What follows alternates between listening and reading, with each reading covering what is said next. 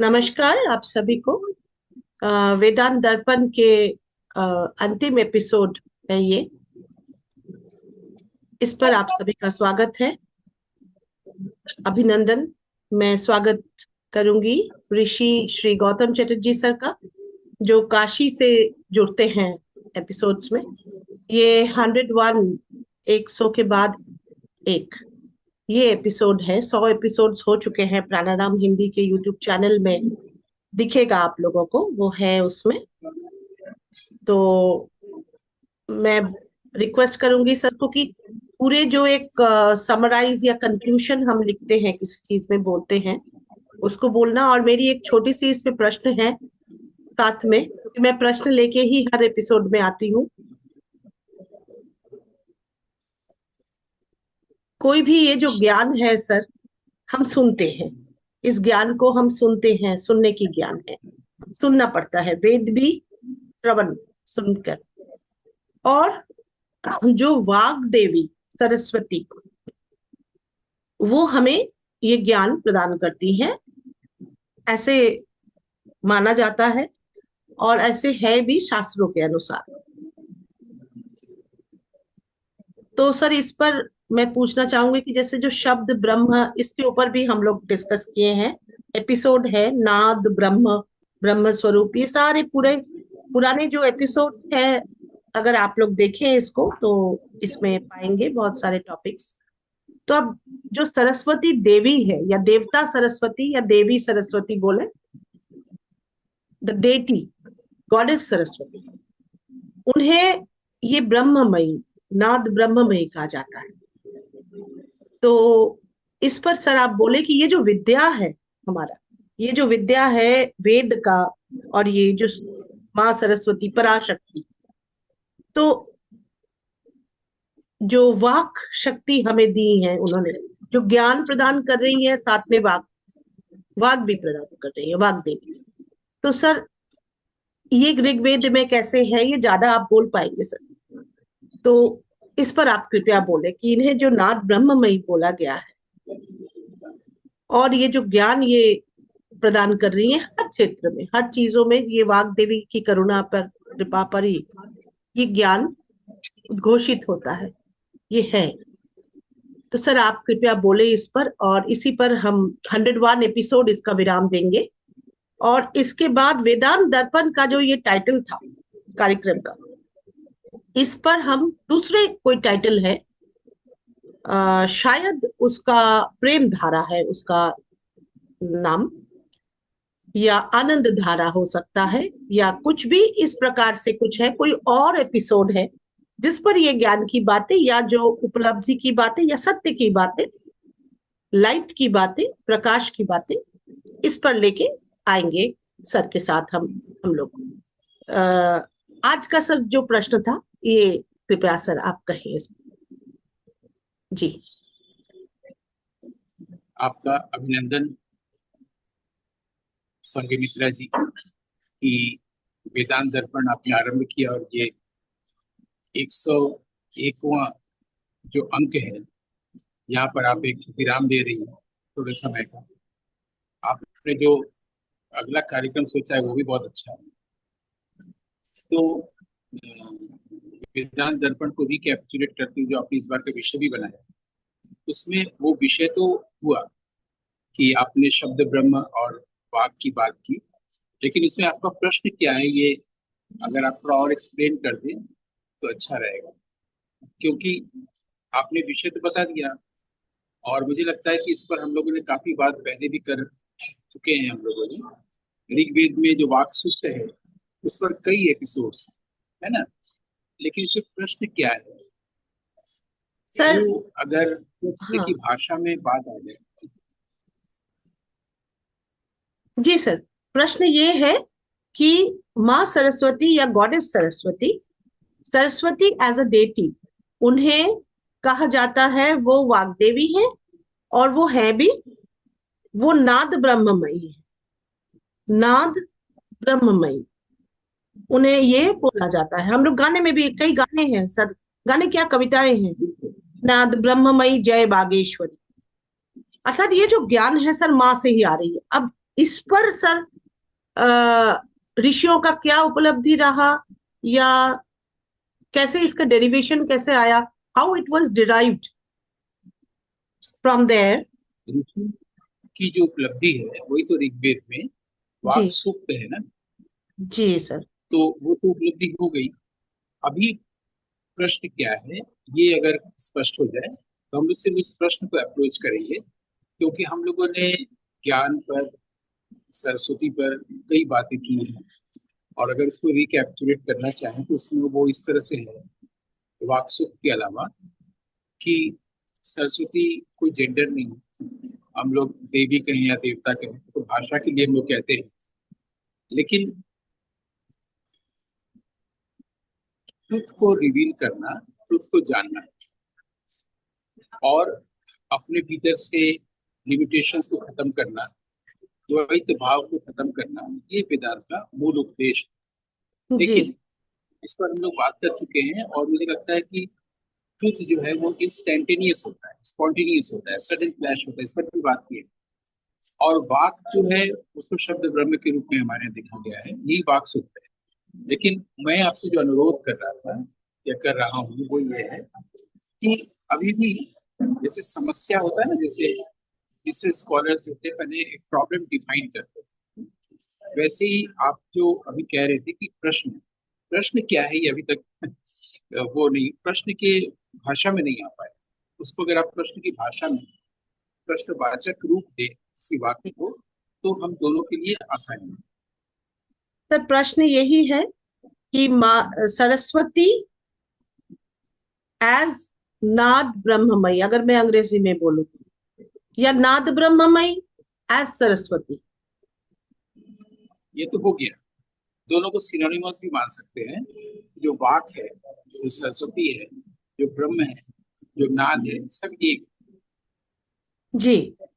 तो सर सरस्वती की जो वर्ड है, जो सरस्वती हम यू वर्ड यूज कर रहे हैं, इस पर सर बोले सर आप। बिल्कुल, इसको बेटर है कि हमारे यहाँ इसको, इसी को वाक देवी जो कहा गया अभी आपने बताया, इस पर हमारे यहाँ ऋग्वेद में सिर्फ और सिर्फ सूक्तों में बात कही गई है। ज्ञान सूक्त में वाक सूक्त भी है, ज्ञान सूक्त में भी ज्ञान की चर्चा है, वाक की चर्चा है, और वाक सूक्त में भी है, और इसके 10वें मंडल में भी है और पहले मंडल में। तो मुझे लगता है कि मैं ही इसको एक विषय बनाऊं, क्योंकि प्रश्न तो अभी ठीक से सामने नहीं आ पाया है। बस ये है कि हम लोग वाक पर जो बात करते हैं उसमें यही कह सकते हैं कि अगर हम लोग के पास पहले तो यही ज्ञान हो कि कोई ज्ञान ना हो, पहले अज्ञान जाए। सरस्वती बोलते ही हम लोग के सामने एक देवी की प्रतिमा आ जाती है और हम लोग उसी में माल्यार्पण करते हैं, उसके सामने हाथ जोड़ते हैं और ये भूल भूल जाते हैं कि हमारे भीतर वो जो प्राण का संचार हो रहा है, जो ज्ञान का संचार हो रहा है, जो प्रकाश है, जो जिसके ऊपर अज्ञान है, उस अज्ञान को हटाना। और जो सरस्वती है या वाक है या वाक देवी है या ब्रह्म है, उसको प्रकट, फिर उस प्रकाश को लेकर के पूरी दुनिया में लोगों को एलिसिडेट करना। वहां से फिर अज्ञान शुरुआत हो जाती है, माया की दुनिया में जब जाते हैं, जब हम एलिसिडेट करने जाते हैं, क्योंकि ये प्रकाश का या वाक का या ज्ञान का स्वाभाविक लक्षण है कि अपने आप को वो विस्तार देती रहती है, लोगों तक पहुंच जाता है। जैसे शायद मैंने किसी एपिसोड में ये उदाहरण दिया था कि कोई भी चीज जरूरत में से निकलती है, जरूरत होती है तो उसमें फिर आविष्कार भी होता है या कोई कर्म होता है, यज्ञ होता है।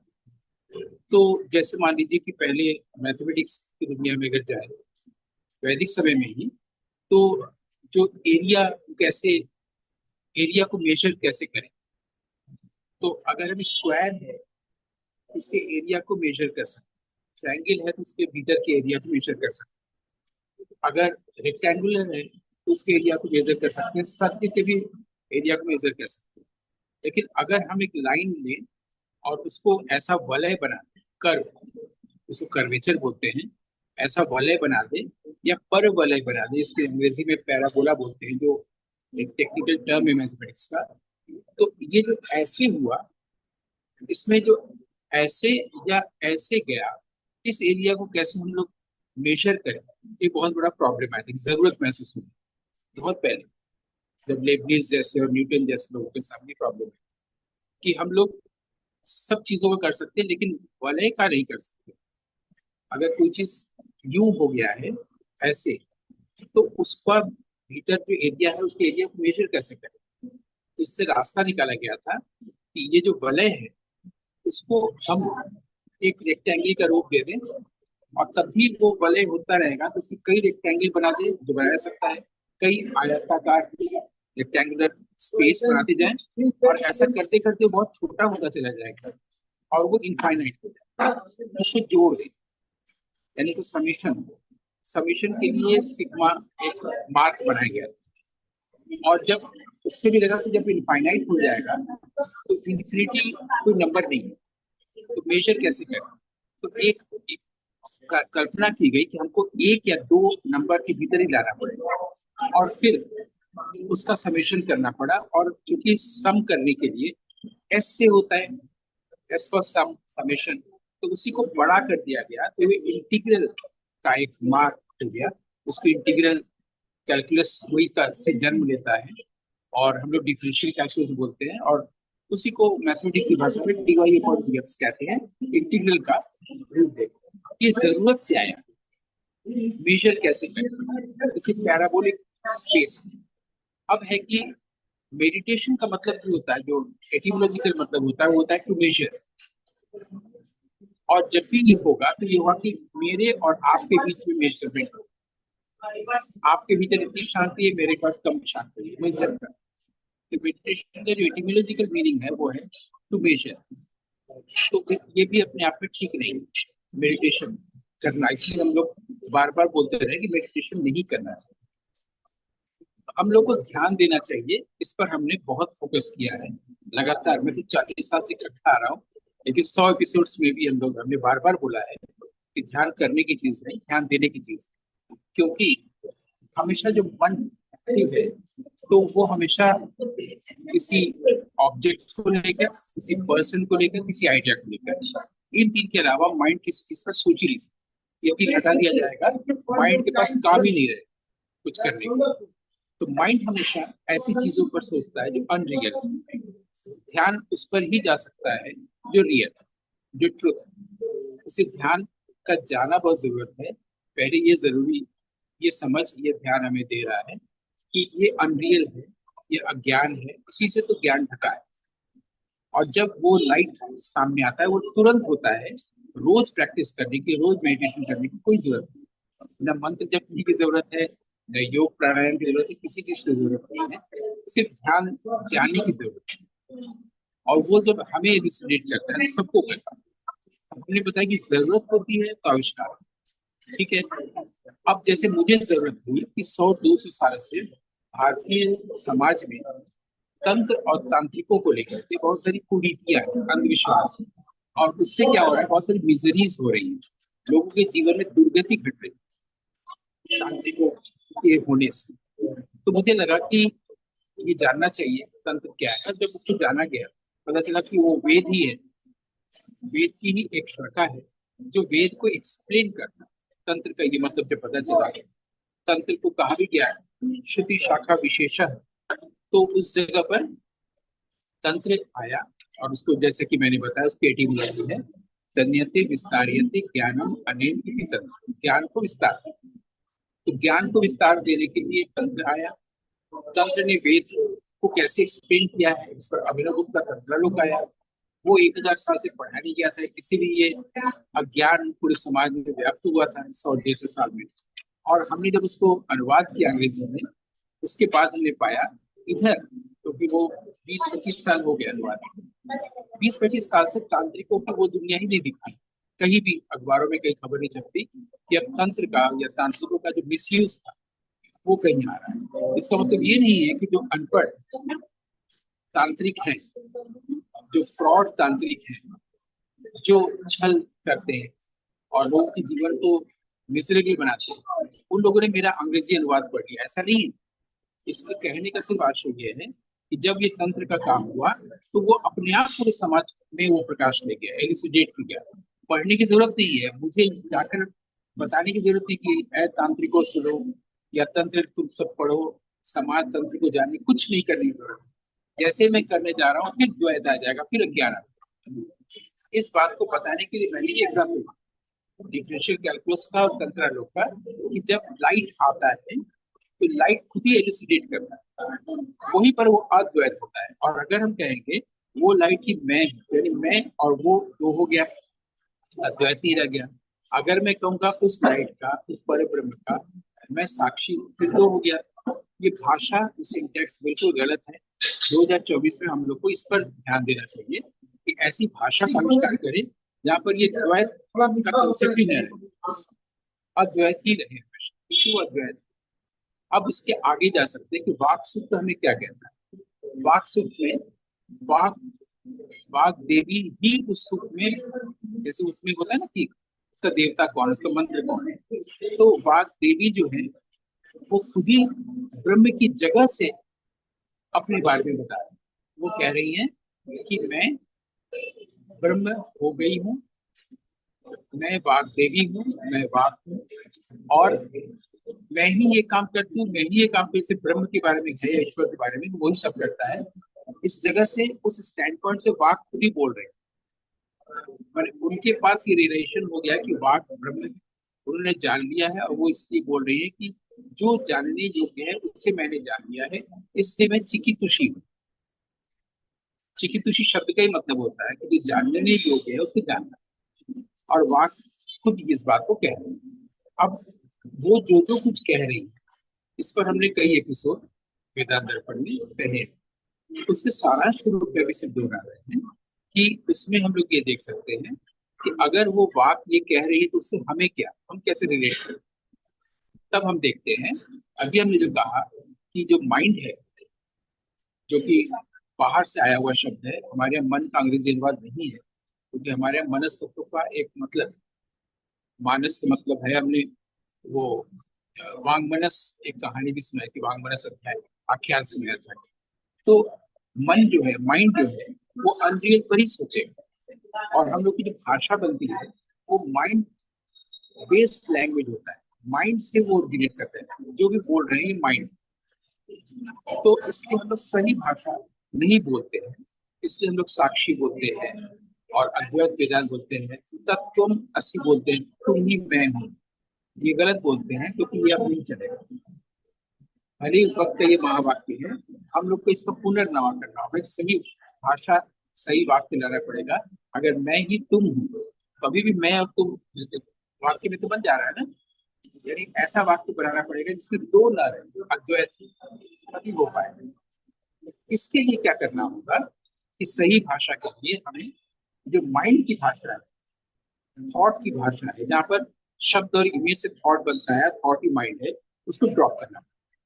उसको ड्रॉप कर कैसे करेंगे, सबसे पहले हम इस नाउ में, प्रेजेंट नाउ, ये प्रेजेंट मोमेंट नहीं है, ये नाउ ऐसा है जो बीतता हुआ नहीं है। जैसे ही हम अभी में आ गए हैं तो जो नदी बह रही है पास्ट प्रेजेंट फ्यूचर की, हमारा व्यक्तित्व है, हमारा अतीत ऐसा था, मेरा जन्म हुआ, मेरे माता पिता ऐसे थे, उसका पीछे जन्म हुआ था, फिर आगे हम ऐसा सोच रहे हैं, वहाँ होप और डिजायर आ रहा है, उस नदी से हम बाहर आ गए। अब हम नदी के घाट पर आ गए, नदी बह रही, हम उससे मुक्त हो गए पहले टाइम्स, यानी मेरे कोई माता पिता नहीं, मैं अभी हूँ, मैं अभी की संतान हूँ, यानी प्रकाश की संतान हूँ, विद्या की संतान। मैं माता पिता की संतान नहीं हूँ, मैं अपने दादा दादी के का ग्रैंडसन नहीं हूँ, उस लिनियज से और जेनेटिक्स से कोई मेरा मतलब नहीं है, मेरा आत्मबल ही वाक शक्ति है। मैं अभी में जब आ गया, अब ये अभी नहीं बीतता, ये दूसरी तरह का टाइम लैंग्वेज है। अगर हम अभी में हैं, जैसे अभी में आएंगे तो हमारा माइंड की जो एक्टिविटी है वो कंट्रोल हो जाएगा। अगर हम थॉट से सोचेंगे कि थॉट कंट्रोल करें या स्टॉपिंग थॉट्स, कभी नहीं हो पाएगा। वो माइंड की चालाकी आ जाएगी कि ठीक है चलो आओ हम लोग मिलकर करते हैं, तो माइंड की चालाकी।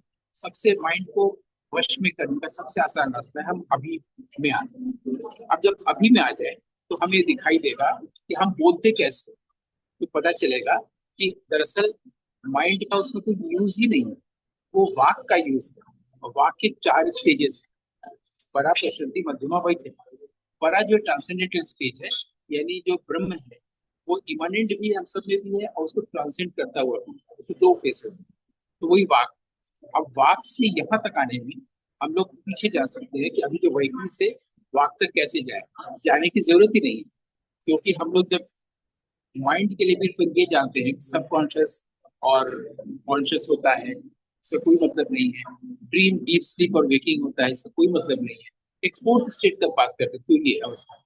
जब हम प्रेजेंट में आ गए हैं, सब तब हम तुरीय अवस्था में आ गए, आनंद में आ गए, हमें कहीं जाने की जरूरत नहीं है। यही वाक की परिणति। ये हो गई मेरी पूरी बात। अब इसके आगे आप जैसा कहें, जो आपने कहने को कहा वो मैंने कहा। जी सर, मेरा असल मैं इसको कर देती हूँ। अ, जो आपने जानना चाहा था, क्या वो स्पष्ट हुआ? हाँ सर, हुआ है। आपने वाक क्योंकि सूत्र। स्पष्टता नहीं शांति। जी, तो इसका अगर अगर आप प्रश्न बोलें या अगर आप प्रश्न ही बोलेंगे या उत्सुकता बोले, तो मेरा था कि जैसे हम लोग अंग्रेजी में पढ़ते थे या क्वेश्चन आता था क्लास 10, 12, 11, क्लास 10, 11, 12 के क्वेश्चंस में आता था। बाद में ग्रेजुएशन डिग्री कोर्सेज में शायद ये क्वेश्चंस कम ही आता था इस type. Please throw some light on such and such, please throw some light on this, please नहीं, या थ्रो सम लाइट, वो क्वेश्चन मार्क नहीं होता था, फुल स्टॉप होता था उस क्वेश्चंस पे, पर उस पर लिखना होता था और जो जैसे सजा के। तो मेरा वही प्रश्न था कि sir please throw some light on goddess Saraswati. तो हम गॉडेस सरस्वती के सोर्स, जहां से वो आई, या जब से हम जाने उसको, वेद वैदिक सभ्यता से ही। वो मैंने बता दिया। अगर हम लोग पीछे की ओर जाएंगे, माइंड के लैंग्वेज में चले जाएंगे, हम लोग उसके बारे में इंटेलेक्चुअल समझ तो बना सकते हैं, लेकिन हम उसको फील नहीं कर पाएंगे। तो पहले माइंड की लैंग्वेज को छोड़ना होगा, हिस्ट्री को छोड़ना होगा, पास्ट प्रेजेंट एब्सोल्युटली, फ्यूचर को छोड़ना पड़ेगा, अभी में एब्सोल्युटली, आना पड़ेगा। तुरिया अवस्था में हम वाक को, वाक देवी का साक्षात्कार कर सकते हैं जी सर, बिल्कुल। सीधे। और अभी हाँ, बिल्कुल बिल्कुल बिल्कुल। और सर मैं वेदांत दर्पण ये एपिसोड है, हम लोग तो अद्वैत को, लेकिन हम द्वैत और विशिष्ट अद्वैत को भी नकार नहीं सकते। तो उसकी एग्जाम्पल देते हुए अगर हम अ, वाग्देवी को समझे एज अ, आई मीन, हाँ, मतलब गॉडेस सरस्वती एज नाद ब्रह्ममयी, नाद शब्द ब्रह्मन, इस तरह से आया। Advaita, there is one but there are three schools, like classification जो है सर। तो अगर हम ऐसे बोले कि अगर उनको हम नाद ब्रह्ममय बोल रहे हैं, पर how it was derived that she was नाद ब्रह्ममय, वो कहीं क्या कोई स्क्रिप्चर्स में है भी तो कहाँ है? और वेद की जो ज्ञान है उसको भी माना गया है कि वो ही पराशक्ति की वो ज्ञान है, वहां से आया सर ये चातवाड़ी वाक। सॉरी सर, मैं भूल रही हूँ वो। मैंने उस दिन एक श्लोक पढ़ा आज ही शायद दोपहर में। सॉरी, आप बोल सकते क्योंकि आप हमेशा चर्चा में हैं इसके। तो यही मैं पूछ रही थी सर कि अगर आप इस पर, चलिए कभी अगर हम लोग अगले एपिसोड्स में आया समय तो बोलेंगे। पर सरस्वती का अगर आप 5 मिनट्स के अंदर कुछ बोलना चाहें उनके ऊपर, नॉट एज द्वैत और अद्वैत सर, आप क्या कहेंगे? आप ऋषि हैं, आपकी क्या उपलब्धि है? मैं वही सुनना चाहती हूँ, मतलब हम दर्शक वही सुनना चाहते हैं आपके थ्रू। देखिए, मैंने तो सब बता दिया। जी जैसे ही हम लोग पीछे की ओर जाते हैं ना, तो एक एंथ्रोपोलॉजिकल स्टडी की ओर चले जी जाते हैं। जी जी जी जी। अगर हम प्रेजेंट मोमेंट में हैं, तो हम अद्वैत में। Correct, correct. और मन की भाषा, माइंड की भाषा ड्रॉप करने का मतलब है वाक की भाषा में आना। वाक हम्म की भाषा का मतलब है साइलेंस। हम्म जब हम कुछ नहीं करते हैं तो दुनिया में सब कुछ ऑर्डरली होने लगता है। जब हम हम्म साइलेंस में होते हैं, जितने भी अल्फाबेट्स हैं, लेटर्स हैं, शब्द है, भाषा है, सब कुछ ठीक ठीक लोगों द्वारा सुना जाता है। सुनने में ये रहस्यमय लग सकता है, लेकिन ऐसा ही है कि silence is the language of Saraswati और वाक या ब्रह्म। और साइलेंस उसे हम कह रहे हैं जहां पर माइंड की चैटरिंग नहीं, ट्रू।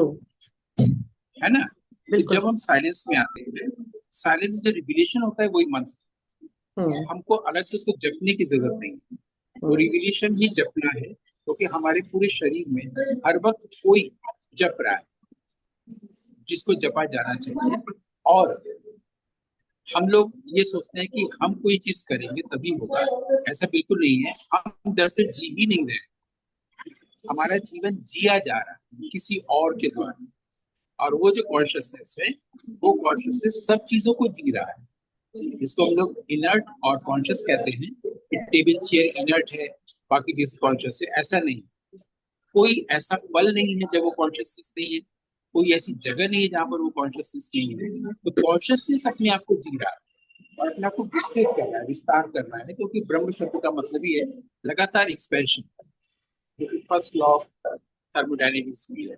तो वो अपना विस्तार कर रहा है, वो जी रहा है आपके और मेरे माध्यम में। आप और मैं, ये सेपरेशन या भेद इसलिए आ रहा है कि दो अलग अलग फॉर्म है, दो अलग बिल्कुल। अलग बॉडीज हम्म। है ना। लेकिन कॉन्शियसनेस एक ही कॉन्शियसनेस, प्योर कॉन्शियसनेस, हिरण्य गर्भ, चेतना, सब चीजों में समान रूप से एक्टिव है। उसको देखना, उसके आनंद में रहना, ये इस वर्तमान मोमेंट में रहना है, इस नाव में रहना है, तुरीयावस्था में रहना। जब हम अभी तुरीयावस्था में आ ही गए तो हम किस पर विचार करेंगे, है ना। अब स्टडी करना होगा, रिसर्च करना होगा, एंथ्रोपोलॉजिकल रिसर्च करना होगा, वैदिक साहित्य की रिसर्च करना, वो एक अलग बात। लेकिन हमको वेद सिर्फ जानना समझना ही नहीं है, जीवन में भी आचरित करना है ना, यज्ञ होने देना है। इसलिए हम अपने जीवन में वेद को यज्ञ में ढालें, उसे इसको देखें खामोशी में, साइलेंस में, ट्रैंक्विलिटी में, कि कैसे वो वाक या वाक देवी क्रियाशील है। वो जी रही है ये सब जीवन, जिसको कहता हूँ कि मेरा जीवन आपका जीवन। ये सेंस ऑफ सेपरेशन जो आ रहा है, द्वैत आ रहा है, सिर्फ दो बॉडी अलग अलग दिख रही है इसलिए, वरना all we are inseparably one. Yes. That is love. इसको एक छोटे से उदाहरण से समझ सकते हैं कि अगर हम यहाँ से आपको देख रहे हैं, का मतलब है कि आप मेरे साथ अच्छा व्यवहार कर रही है तो उसका रिस्पॉन्स जा रहा है, आप खराब व्यवहार कर रही तो मेरा रिस्पॉन्स जा रहा है। या मैं जो एग्जांपल देता हूँ, मैं तो बनारस की सड़कों पर बाइक चलाता हूँ, तो यहाँ पर अगर मैं सही जा रहा हूँ, दूसरे मैं कहीं रुका हूँ, सामने वाले को जाने के लिए पीछे से किसी ने धक्का मार दिया, तो और मैं गिर गया, कुछ लोगों ने मुझे उठाया, तो दूसरे आदमी से मैं जो भी बात करूंगा या वो भी जो भी करेगा, वो इंटेलेक्ट लेवल पर करेगा, रीजनिंग लेवल पर। हम्म। आप सही जा रहे थे, मैं तो सही जा रहा था, आप इधर से क्यों आए, आदि आदि, ये जब दो होगा।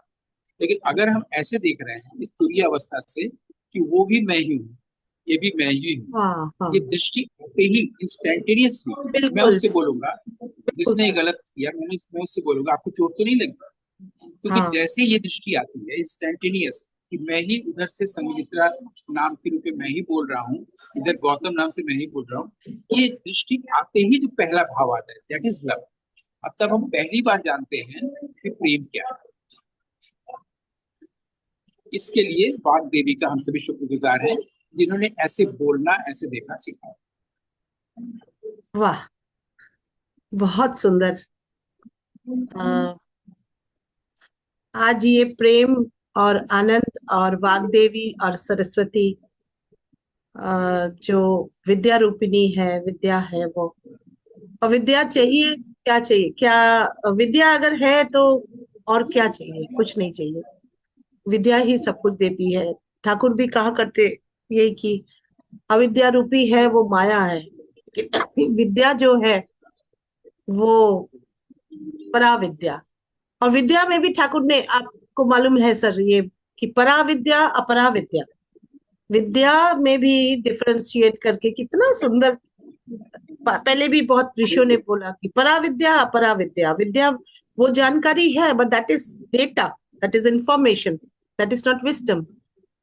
तो इस तरह से, तो आज का ये 101 जो एपिसोड है वो बहुत दिनों के बाद हुआ, लेकिन जब हुआ तो उसमें बहुत कुछ, बहुत आनंद आया, और उसमें से जो जमी हुई चीजें थी उस प्रकार से निकल आई कि बड़ा आनंद आया सर, बहुत अच्छा।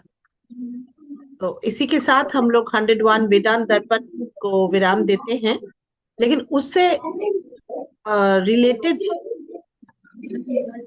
कुछ अच्छे टॉपिक पर हम लोग इसी बीच में बहुत जल्दी कुछ और एपिसोड्स हम लोग शुरू करने वाले हैं। और सर से भी हम लोग पूछेंगे उनके मार्गदर्शन पर ही कैसे टॉपिक्स पर किया जा सकता है। ऐसे करके कुछ और एपिसोड्स लेके आएंगे दोबारा इसी चैनल पर। बहुत बहुत आभार सर, प्रणाम आपको। और ये 101 एपिसोड्स कर्मयोग था हम लोगों का, कि इससे लाभ हो। आनंद जी, ये इससे परस्पर देवो भव। परस्पर देवो भव, इससे आनंद हो।